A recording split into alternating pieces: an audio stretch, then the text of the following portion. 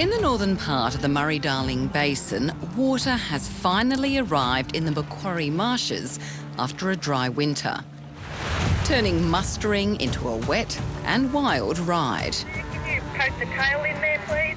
You don't think I'm doing enough? It's hard work for riders and especially their horses, but there's nowhere Gary and Leanne Hall would rather be. To be working in a wetland, doing stock work in a wetland, yeah, it's pretty mind-blowing to watch birds lift up in front of the stock. Gary's great-grandfather, a sheep producer, bought this property in 1934 so he could diversify into cattle. Oh, it's a productive business. It's a beautiful spot to live. I grew up in the house I now live in. We've raised our kids here and they've grown to love it as well, so it's part of who we are.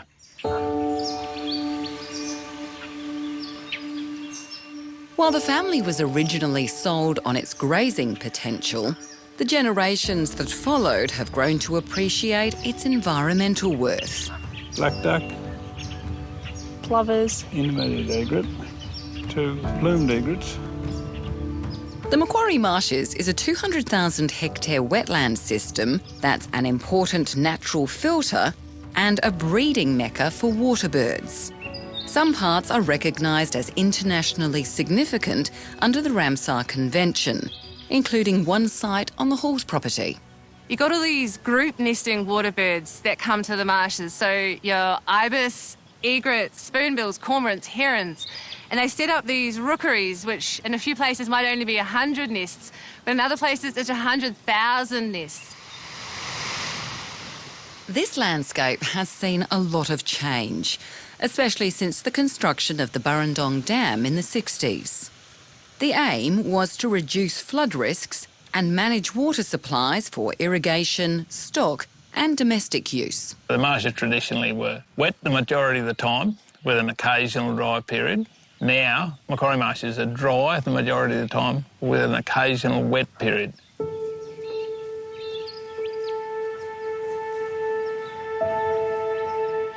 For the 30-odd grazing families who live and work here, it's been a big adjustment. So, Kerry, this is what happens when the marshes are challenged by changes in water availability.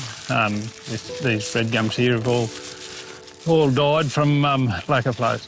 And how long has this been like this for? Yeah, it's sort of started in the millennium drought. The ability of the landscape to recover after droughts is compromised by the changes in stream flows and water availability. So it was already under a fair bit of pressure? Yeah. And the drought tipped it over the edge, is that what you're saying? Exactly, yep. And how many areas around the marshes are like this? Oh, there would be thousands of hectares, and none of us are proud of it because it's happened during my lifetime. It's a scar on the landscape, but it's happening over both land tenures, both national parks and private, so it's nothing to do with our management. It's the river operators that are responsible for this decline. Look, it can always be healthier. There's always more we can do, and it is really important that we are working with those communities to try and restore health and make improvements. The federal and New South Wales governments have used buybacks and infrastructure improvements to recover environmental water originally allocated to irrigators. Each year they decide how much to release into the marshes and which wetlands need water the most. The change in allocations has caused conflict between irrigators and graziers. It's been a polarised topic for generations, and I've often tried to build the bridges, but it's very difficult.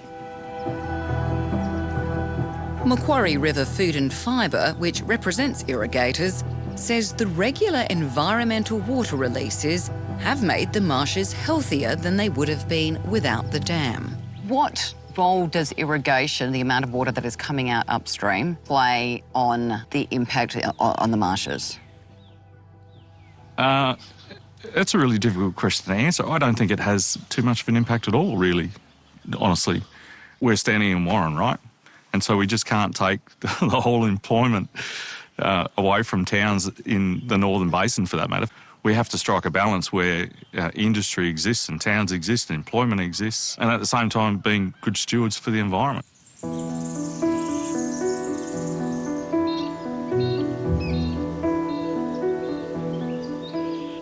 This property in the Macquarie Marshes is one example of the uneasy relationship between irrigators and graziers. Burrama was bought by a group of mostly irrigators 20 years ago to see how the land would respond if the grazing pressure was removed, and is now a showcase for wetlands restoration. But not everyone's convinced. The success of that project has shown that the just add water approach isn't always just the answer to how we solve some of our environmental problems. If we are really committed to preserving the marshes, then grazing has to be in the conversation. Now, what level of grazing is adequate and acceptable, I don't know. Local graziers call Burrama propaganda farm. They say after generations of living in this fragile environment, they manage their cattle so they don't overgraze the aquatic plants. The key ecosystem driver of a wetland is water. So the irrigator saying that it's more than water, it's absolute rubbish.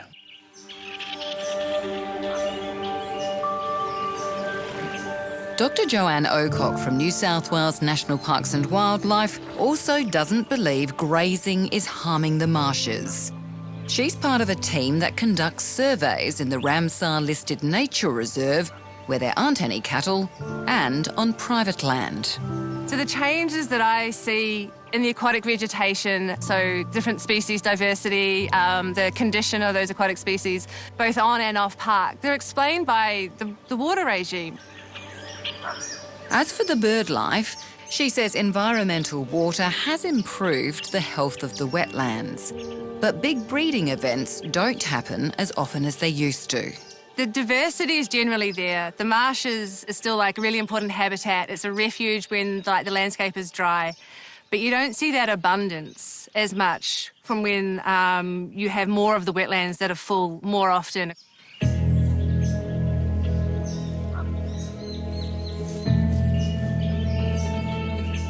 Long before the scientists and graziers arrived, this was home to the Whalewin Aboriginal people. Danielle Flakler is a descendant, and her family lived and worked with livestock in the marshes for generations. How much of your identity is tied up in this place? Oh, all of it. Like, I live in Dubbo, but I describe it as like drinking water but not quenching your thirst. But when I'm out here, I'm definitely feeling it. This is home. This is sacred country, home to hundreds of cultural sites and stories that have been passed down for thousands of years. We have a creation story for the marsh. It's about 6,000 years old. And in that creation story, there were plants and animals, and as well as people, and a fire stick that burnt this tree, and the tree fell from the Barwon down here and created the marsh. So with that, all of those players in that story are the cultural health indicators of country. But Danielle says many of those indicators are fading or missing altogether, as government decisions, especially around floodplain harvesting, interrupt flows to the marshes, and competing stakeholders treat the water like a commodity. My father was a shearer, so I understand productivity and the benefits socially and culturally and economically, but we have to do it in a sustainable way, because if we don't, then there's going to be very little left. Irrigators think more attention should be on what's happening to the environmental water once it gets to the marshes. The water that goes to the marshes should be for the marshes. It shouldn't be for a commercial purpose. And I worry that that is not the case at the moment. The independent water regulator uses satellite imagery and computer modelling to monitor the marshes. It has issued cautions over unauthorised earthworks, but is confident landholders aren't breaking the law. If the argument is that we're getting the water for free, believe me, Kerry, it's not free. We're investing a lot of our time and energy to keep fighting for the marshes, the ducks, the frogs, the fishes. As far as going onto country that's used for commercial gain, for us grazing our beef cattle, our families paid a premium for this land when originally purchased it. So therein lies the cost. As well as satellite imagery, river gauges also help measure environmental water. But irrigators say it should be metered. If those private landowners are using water for a commercial purpose, to grow cattle, to sell them, to turn a profit, they need to be held to the same standard as every other water user in the state. It's that simple. I don't for 1 minute accept that the environmental flows need to be metered. I do believe, and I'm a strong believer, that they're accurately measured. We don't want to make rules that can't be delivered in the real world. Not all uses of water, particularly when it's a really complex use of water, such as environmental water, can be measured and monitored in the exact same way as through irrigation through a pump. And there's been extra confusion this year over how the movement and measurement of environmental water were described in state policies, which led to the Commonwealth environmental water holder temporarily suspending all releases. Those state frameworks have evolved over decades to support the irrigation industry, and certainly from my perspective in managing the Commonwealth's environmental water, we need to see those frameworks evolve to enable us to get the best outcomes from the water that we're managing. There's been a lost opportunity. Even if they release the same amount of water, it will not do anywhere near what it would have done a month ago. Dougal Bucknell's family has run livestock in the marshes for more than a century and now has 10 properties. He's switched from breeding to trading cattle largely because of water availability, and he wants a royal commission. We need to get the right legal definitions, and we need to look at the objects of the Commonwealth Water Act. They are brilliant. And we need to look at the principles of the New South Wales Water Management Act. They are outstanding, and we need to make sure that both those acts are fit for purpose and followed. And that's where the problem is. The problem is the law isn't being followed. Most of Dougal's properties are on the opposite side of the Macquarie Marshes to Gary and Leanne Hall's place. And here it's often drier.